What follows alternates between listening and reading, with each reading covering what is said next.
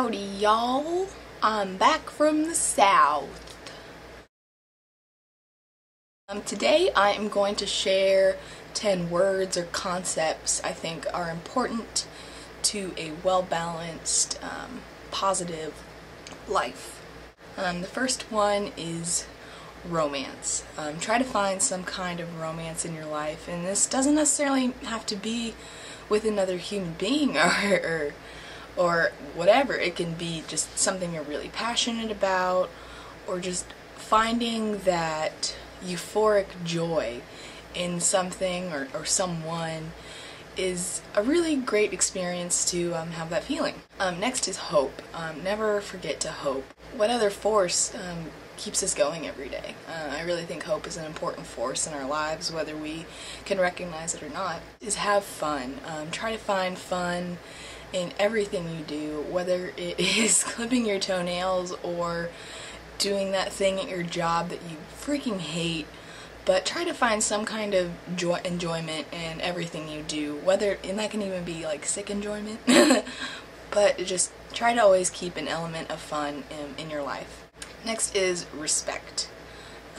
Respect is something you should seek to have from everybody and equally dish out. I think respect is more important than liking somebody, but if you can find respect for them, then really I think that's one of the most important things. New. Keep finding new things to add to your life, and in turn old things to get rid of, but just keeping your life fresh and engaging. Whether that's you go spoil yourself with a new dress from Jen's clothing line, or you meet a new person who just opens your life to a whole new way of thinking that you never thought before. What goes along with new is our old enemy, change. You really need to fully embrace change in your life. Whether that's change you cause or change that's inflicted upon you, you really do need to embrace what change can do for you and your life. And another thing that kind of goes hand in hand with change is goals. Set some goals for yourself. Don't be afraid to plan ahead and dream and kind of figure out what you want to do with this mass that you're occupying on this earth and this giant universe. Pets or plants.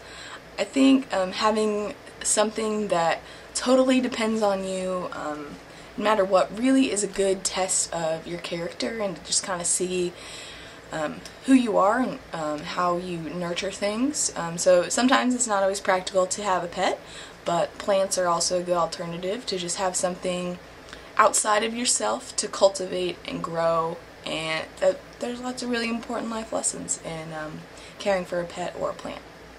Passion. Passion is one of the biggest things, and for me that's one of my biggest driving forces, is just having a passion to do something and go after it and not let anyone stop you, not let anything stop you. Don't let change stop you, don't let new stop you, don't let romance stop you. Well, ideally you can have romance with your passion, but whatever.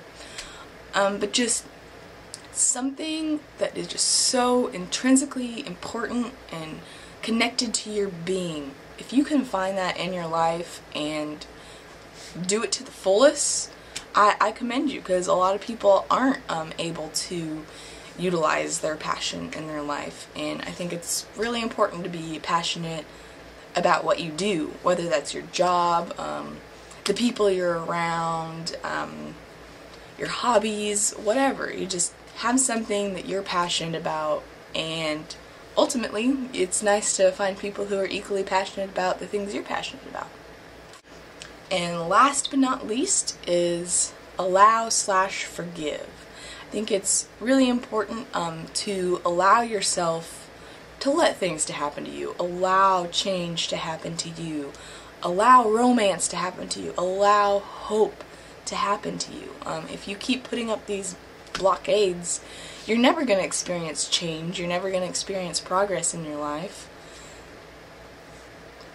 What else are you going to do? Just sit there and play Call of Duty? And then forgive. it is really important to forgive not only people who've done you wrong personally, but also the wrongs you've done against yourself. And really dwelling in the past or things you can't control anymore. And you have to look at your past self through a lens of, look at what I've learned from all the things I've done. And forgive yourself. Really. Like, forgiving people around you is good too. But allowing yourself to forgive yourself is one of the hardest things that you can ever accomplish, because we're all our own harshest critics.